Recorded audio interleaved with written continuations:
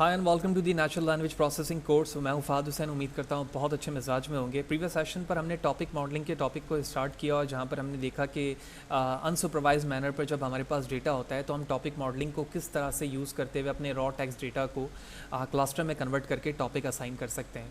तो वहाँ पर हमने LDA मैथड को इस्तेमाल किया और ना सिर्फ हमने उस सेशन पर थ्योरेटिकली इस चीज़ को समझा बल्कि हमने प्रैक्टिकली NRP डेटा पर उसे इस्तेमाल करके भी देखा। इस सेशन के अंदर हम टॉपिक मॉडलिंग के ही टॉपिक को इन्हांस करेंगे, लेकिन इस दफ़ा जो हम टेक्निक को या एल्गोरिथम को इस्तेमाल करने वाले हैं उसे हम नॉन नेगेटिव मैट्रिक्स फैक्टराइजेशन कहते हैं। लिहाजा इस सेशन पे इस हवाले से ना सिर्फ हम थ्योरेटिकली बल्कि प्रैक्टिकली इन चीज़ को इंप्लीमेंट भी करके देखेंगे। लिहाजा वीडियो को फर्दर स्टार्ट करने से पहले मैं बताता चलूँ कि इससे रिलेटेड प्रीवियसली जितनी वीडियो हैं वो मेरे यूट्यूब चैनल पर मौजूद है। आप फ़ाद हुसैन CS से मेरे यूट्यूब चैनल पर सर्च करके आकर इसके प्लेलिस्ट पर जा सकते हो और तमाम चीज़ें जो डिफरेंट डिसिप्लिन्स की हैं वो तमाम चीज़ें आप विद ईज़ यहाँ से वॉच कर सकते हैं। इसके अलावा जो भी प्रेजेंटेशन स्लाइड है, कोड है, वो तमाम मेरे ब्लॉग पर मौजूद है। गूगल पे जाने के बाद फ़ाद हुसैन से CS से सर्च करके आप मेरे ब्लॉग फ़ाद हुसैन CS blogspot.com पर आकर वो तमाम चीज़ें फ्रीली यहाँ से डाउनलोड कर सकते हैं। लिहाजा अगर आप मेरे यूट्यूब चैनल पर नए हो, चैनल को सब्सक्राइब नहीं किया तो चैनल को ज़रूर सब्सक्राइब करें ताकि अपकमिंग वीडियोज़ के हवाले से आपको बर वक्त जानकारी मिले और इसी तरह की चीज़ें बर वक्त और आसानी के साथ आप सीख सकें। लिहाजा सबसे पहले हम समझते हैं कि actually non negative matrix factorization का ये एल्गोरिथम है क्या और किस तरह से वर्क करता है। तो स्लाइड पे बताया जा रहा है कि non negative matrix factorization also non negative matrix approximation is a group of the algorithm in multivariate analysis and linear algebra. तो ये एक टेक्निक है या ग्रुप ऑफ द एल्गोरिथम्स हैं जो मल्टीवेरिएट एनालिसिस के लिए लीनियर अलजेब्रा में इस्तेमाल होता है। Where a matrix V is factorized into usually two matrices W and H। तो आम तौर पर जो हमारे पास डेटा है V उसको फैक्टराइज किया जाता है दो पार्ट्स में और उस फैक्टराइजेशन के पार्ट में वो दो मैट्रिक्स में कन्वर्ट होता है जिसे हम यहाँ पर W and H से रिप्रेजेंट करते हैं with the property that all three matrix have no negative element. तो इसमें ये प्रॉपर्टी मौजूद होनी चाहिए एज अ नेम सजेस्ट कि इसमें तीनों मैट्रिक्स में before factorization and after factorization कोई नॉन नेगेटिव डेटा उसमें नहीं हो सकता। इस्तेमाल क्यों किया जाता है? डायमेंशनैलिटी रिडक्शन, अगर आपके पास डेटा में डायमेंशन बहुत ज़्यादा है तो उसके रिडक्शन के लिए इस्तेमाल किया जाता है। और इसी तरह आपके पास अगर अनसुपरवाइज डेटा में टेक्स्ट मौजूद है तो आप उसे क्लस्टर के लिए भी इस्तेमाल कर सकते हैं।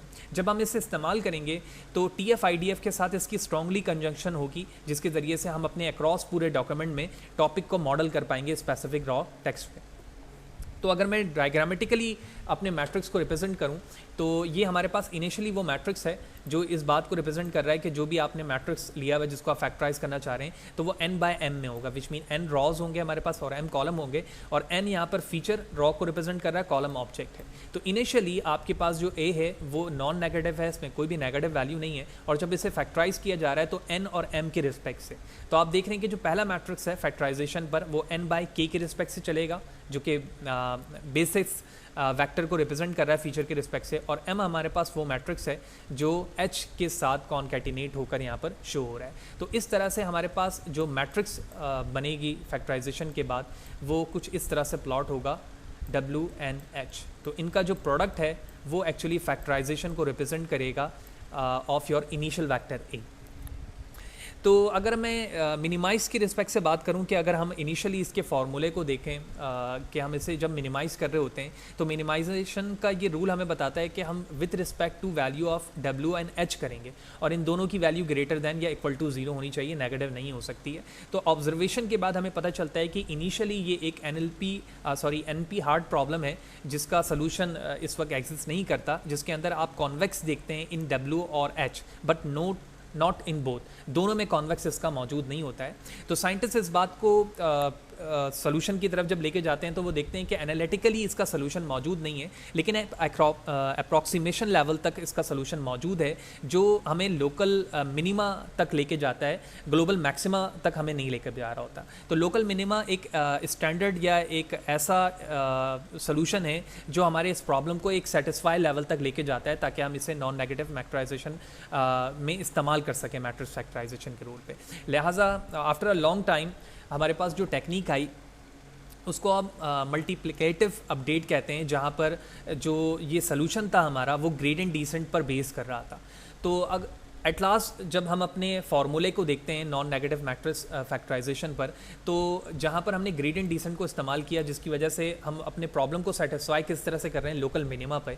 तो लोकल मिनिमा मालूम करने के लिए अपने प्रॉब्लम को हम एट अ टाइम एच को अपडेट करते हैं और फिर सेकेंड टाइम डब्ल्यू को अपडेट करते हैं by using an specific learning rate. ठीक है, तो एक लर्निंग रेट की वैल्यू का इसमें इस्तेमाल किया जाता है, तो किया जाता है जो एट अ टाइम डब्ल्यू को अपडेट कर रहा होगा एंड सेकंड टाइम वो एच को अपडेट करता रहेगा, और इसी तरह से ये ओवरऑल मैट्रिक्स फैक्टराइज होकर हमें उस फॉर्म पर कन्वर्ट होकर मिल जाएगी जो हमने इनिशियल स्टार्टिंग पे देखा था, जो कि डब्ल्यू एन एच के फॉर्म पे थी। तो जब हम प्रैक्टिकली इस चीज़ को इम्प्लीमेंट कर रहे होते हैं तो वहाँ पर हमें कुछ रूल्स को फॉलो करना होता है कि हम किस तरह से अपने इनिशियल रॉ टेक्स्ट डेटा को फैक्टर कर पाएंगे। तो इसके कुछ 5 बेसिक स्टेप हैं।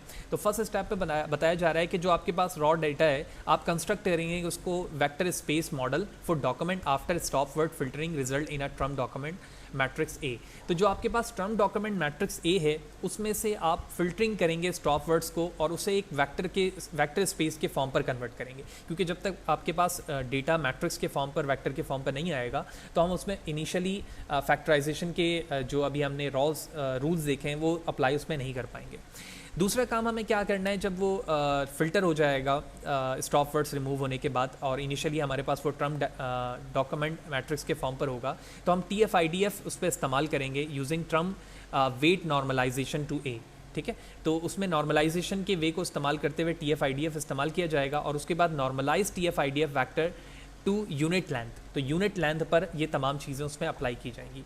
एंड लकली ये तीनों स्टेप्स जो हैं हमें इस्तेमाल करने की इनिशियली कोई ज़रूरत नहीं है, क्योंकि ये तीनों स्टेप्स हमें scikit-learn की लाइब्रेरी प्रोवाइड करती है जहाँ पे नॉन नेगेटिव फैक्टराइजेशन को हम इंपोर्ट करते हैं, जिसके ज़रिए से सारे काम हो जाते हैं।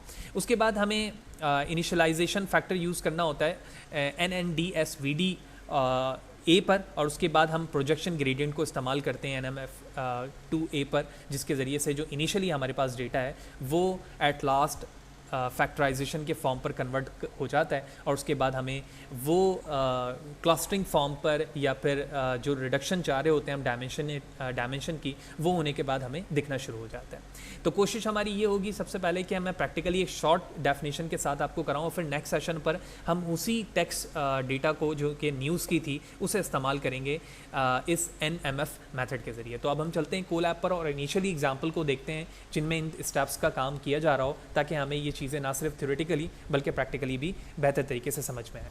ओके जी, तो इस वक्त मैं कोलैब पर मौजूद हूँ और जिस फाइल के अंदर हमने लास्ट एग्जांपल कोड के रिस्पेक्ट से की थी उसी पेज के नीचे मैंने कुछ चीज़ें यहाँ पर ऐड की हैं। तो सबसे पहले हम लाइन टू लाइन चीज़ों को डिस्कस करेंगे।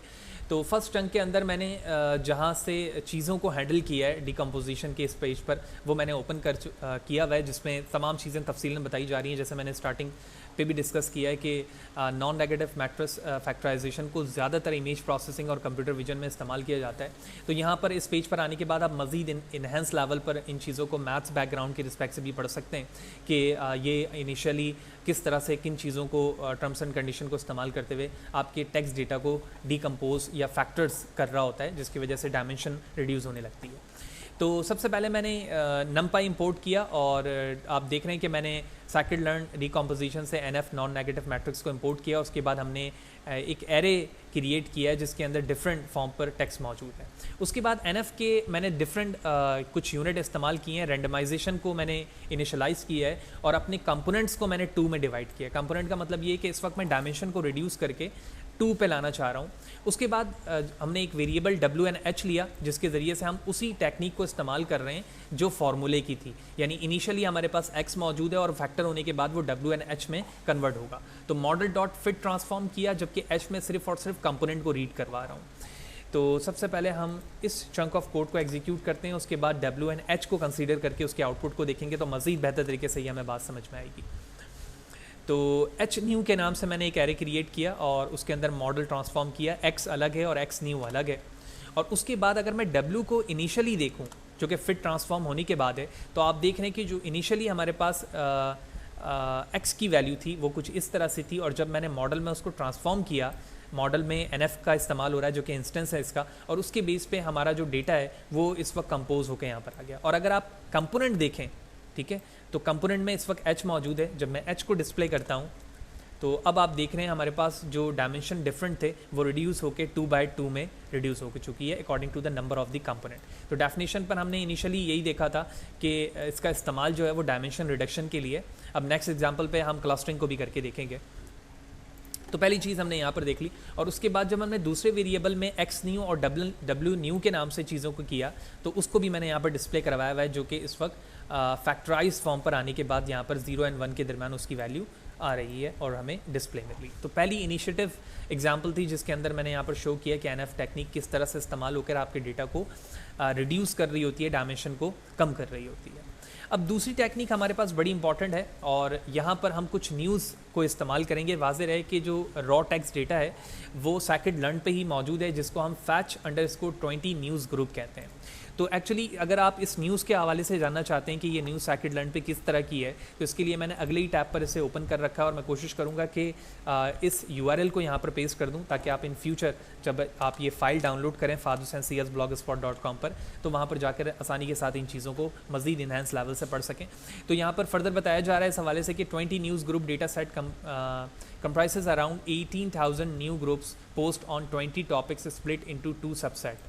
तो कितने क्वांटिटी में सेट मौजूद है, किस तरह से उसको स्प्लिट किया गया है, और कुछ एग्जांपल भी यहाँ पर मौजूद है।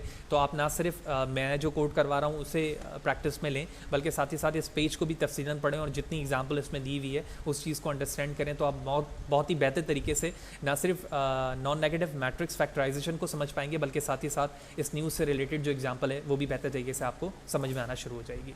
तो सबसे पहले हमने यहाँ पर न्यूज़ को इम्पोर्ट किया, उसके बाद TF-IDF फैक्टराइजर का इस्तेमाल कर रहे हैं, और मैंने बताया था कि स्ट्रांगली कंजंक्शन है इसका इसके साथ, ताकि हम टॉपिक मॉडल कर सकें और इसी के ज़रिए से हम अपने वेक्टर डेटा को वेक्टर में कन्वर्ट कर पाएंगे। और जो स्टॉप वर्ड रिमूविंग था वो भी इसमें मौजूद है। फिर NMF को हमने इंपोर्ट किया, और इंपोर्ट करने के बाद मैंने अपने डेटा सेट को इंपोर्ट करते हुए यहाँ पर जो जो चीज़ें एट्रीब्यूट उसमें से रिमूव करनी थी वो रिमूव किए। तो हेडर और फूटर और कोट्स मुझे नहीं चाहिए थे, वो हमने रिमूव करवा दिया, और बाकी तमाम रॉ टेक्स्ट जो है वो डेटा में आ चुका है। तो जब ये चीज़ हमने यहाँ पर एग्जीक्यूट की तो उसके बाद हमें ज़रूरत ये पड़ी कि हम अपने टेक्स्ट को कन्वर्ट करें TF-IDF wait Trump document matrix पे, जो कि मैंने अभी स्लाइड पे भी दिखाया था कुछ पॉइंट्स में कि हमें इनिशियली अपने डॉक्यूमेंट ट्रम्प मैट्रिक्स में TF-IDF फैक्टराइजर के ज़रिए से स्टॉप वर्ड को रिमूव करना है। तो इसके लिए मैंने कुछ फीचर्स यहाँ पर इस्तेमाल किए और मिनिमम DF की वैल्यू रखी, उसके बाद ट्रांसफॉर्म किया, और एट लास्ट हमने जितने फीचर्स थे उनको यहाँ से एक्सट्रैक्ट कर लिया। ये फीचर के हवाले से प्रीवियस सेशन पर मेरी तफसीलन बात हो चुकी है कि जो रॉ टेक्स्ट होता है उसमें से हम डिफरेंट फीचर्स को ले रहे होते हैं, ठीक है, और इस फीचर के बिहाफ पर हम क्लस्टरिंग कर रहे होते हैं, जब हम LDM टेक्निक को इस्तेमाल कर रहे थे। और उसके बाद हमने यहाँ पर जब ये तमाम फीचर्स एक्सट्रैक्ट हो गए IDX टू वर्ड पर, उसके बाद मैंने NMF को इंपोर्ट करके यहाँ पर बताया कि हमें कितने कंपोनेंट्स की ज़रूरत है, 20। तो इसका मतलब ये हुआ कि हम 20 बेस क्लस्टरिंग का चाह रहे हैं, और उसके बाद मैंने फिर ट्रांसफॉर्म कर दिया, और उन 20 या फिर जितनी क्लस्टरिंग आपने की है उनको रिप्रेजेंट करवाने के लिए आप यहाँ पर उनको फ़िल्टर करके दिखा रहे हैं। तो फ़िल्टर करके दिखाने के लिए मैंने फॉर लूप का इस्तेमाल करके उन तमाम टॉपिक्स को यहाँ पर ज्वाइन करके रिप्रेजेंट कर यहाँ पर कर लिया। आर्क सॉर्ट के हवाले से भी मैं लास्ट सेशन पे बता चुका हूँ कि इसके ज़रिए से हमें अगर मैं असेंडिंग ऑर्डर में कन्वर्ट करना चाह रहा हूँ तो मैं उस स्पेसिफिक इंडेक्स नंबर को फ़िल्टर करवा पाता हूँ कि अगर फॉर एग्जांपल 100 पहले आना था तो 100 जिस इंडेक्स पे मौजूद है हम उस के इंडेक्स नंबर को कॉल करा रहे होते हैं आर्क सॉर्ट के ज़रिए से। तो यहाँ पर मैंने फॉर लूप के ज़रिए से तमाम आइट्रेट करवाए। तो जो कंपोनेंट्स मैंने यहाँ पर बताए थे 20 नॉन नेगेटिव फैक्टराइजेशन के, उस रिस्पेक्ट से जितनी भी हमारे पास न्यूज़ थी scikit-learn की उसको हमने फ़िल्टर कर दिया, और टॉपिक के रिस्पेक्ट से मैंने तमाम यहाँ पर टॉपिक डिस्प्ले करवा दिए, बिल्कुल वैसे ही जिस तरह से LDA टेक्निक को इस्तेमाल करते हुए हमने किया था। तो तुम्हें अगर याद हो प्रीवियस सेक्शन पर मैंने LDA टेक्निक को इस्तेमाल करके फ़ीचर्स की क्वान्टिटी 6 रखी थी, तो उसमें 6 यहाँ पर तमाम क्वान्टिटी यहाँ पर दिख रही है, जबकि वर्ड की क्वान्टिटी हमारे पास 15 to 16 थी, नाउ इट्स 15, तो वो यहाँ पर डिस्प्ले हो रहे हैं। जबकि यहाँ पर जो हमारे पास वर्ड की क्वांटिटी है जहाँ पर हम नॉन नेगेटिव फैक्टराइजेशन को इस्तेमाल कर रहे हैं वो वेरी करता है, क्योंकि इस वक्त हमने कोई क्वांटिटी नहीं रखी है, बल्कि डायरेक्टली हम नॉन नेगेटिव फैक्टराइजेशन से कंपोनेंट की क्वांटिटी रखते हुए उसे डिस्प्ले करवा रहे हैं। तो इस तरह से हमने एक छोटी सी एग्जांपल के ज़रिए से नॉन नेगेटिव फैक्टराइजेशन को हैंडल किया। मैंने बहुत ज़्यादा डेप्थ पर मैथ्स के रिस्पेक्ट से नहीं बताया, कोशिश करूँगा कि उस हवाले से एक रिसर्च पेपर भी आपसे डिस्कस किया जाए कि नॉन नेगेटिव फैक्टराइजेशन इंटरनली मजीद कैसे काम कर रहा है और किस तरह से अपने रॉ टेक्स्ट डेटा को फिल्टर कर रहा है। लेकिन इस लेवल पर समझने के लिए और एक एग्जाम्पल के साथ यहाँ पर चीज़ें बताई गई कि किस तरह से हम 2 इनिशिएटिव एग्जाम्पल के ज़रिए से नॉन नेगेटिव को कंपोजिशन के लिए विच मीन क्लस्टरिंग टेक्निक के लिए और साथ ही साथ डायमेंशन रिडक्शन के लिए किस तरह से इस्तेमाल कर सकते हैं। लिहाजा वीडियो अच्छी लगी हो तो लाइक करें, ज़्यादा से ज़्यादा लोगों को शेयर करें और मेरे चैनल को अगर सब्सक्राइब नहीं किया तो डू सब्सक्राइब द चैनल ताकि अपकमिंग वीडियोस के हवाले से आपको बर वक्त जानकारी मिले।